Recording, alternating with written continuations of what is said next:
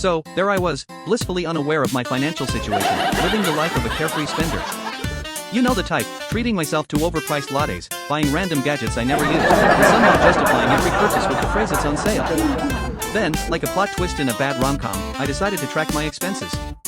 Oh, the horror that awaited me. It was like opening a fridge after a week of eating takeout. You know something's gone bad, but you just don't want to find out what. I started with the basics, downloading a budgeting app, which has the same level of intimidation as adopting a pet rock. At first, it seemed easy. I just had to input my expenses, and the app would do the rest, like a financial fairy godmother.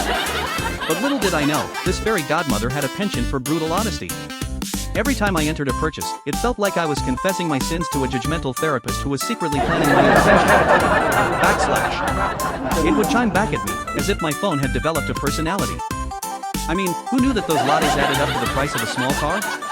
I started feeling like I was in an episode of Survivor, Budget Edition. I had to make alliances with my groceries and negotiate with my bills, all while trying to avoid the dreaded eviction from my favorite coffee shop. Every time I opened the app, it was like a horror movie. What will I discover today? Spoiler alert, it was always terrifying. The first week was especially traumatic. I discovered that my impulse online shopping habit was not just a phase but a lifelong commitment. I mean, who needs 5 different types of herbal tea? Apparently, I do. I tried to justify it, think of it as an investment in my health.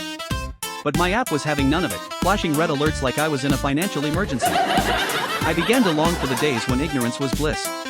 Back then, I could spend $50 on a pair of shoes without batting an eye, because, I didn't keep track. Now, every time I look at my shoe collection, I see the ghost of my budget haunting me.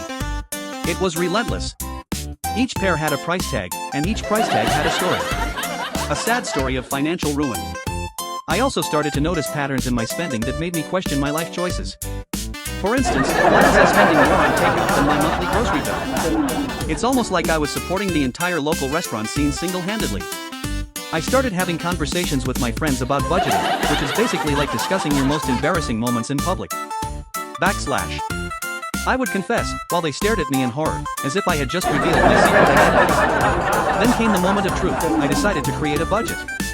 You know, the infamous B word. It felt like I was signing a contract with the universe, promising to never again enjoy the sweet taste of spontaneous spending. I plotted my expenses like a general plans a battle, strategically cutting out non-essentials like my beloved weekly brunch. I mean, brunch without mimosas? Is that even brunch?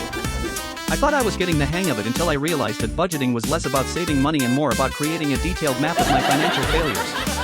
And just when I thought I could breathe easy, my budgeting app had the audacity to send me notifications. It chimed, like a nagging parent reminding you to clean your room. I started to miss the days when I could just swipe my card without a second thought.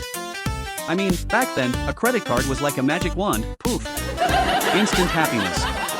Now, it felt more like a ball and chain, dragging me down into the depths of financial responsibility. And let's not even talk about the guilt that came with every purchase. I could hear the app whispering, "Are you really going to buy that? Think of your future self." What happened to the future me who just wanted to enjoy life without a care in the world?